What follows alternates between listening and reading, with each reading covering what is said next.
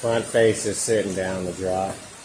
Since I have it out, might as well get the transmission done. It's been completely rebuilt.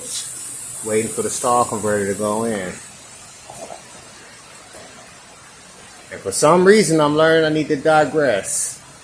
I got the engine bay done. I wasn't even supposed to go this far, so I'm going to do what I need to do. Owner said he had someone he wants to do the hood, so if he does the hood, it's no need in me trying to do fenders. So let's get this motor, get this transmission in there, get this digital dash, because the countdown begins. I'm trying to get this rest of this stuff done this week. Update soon. I got other things I need to do as well. Front end suspension on the Mustang 2 conversion.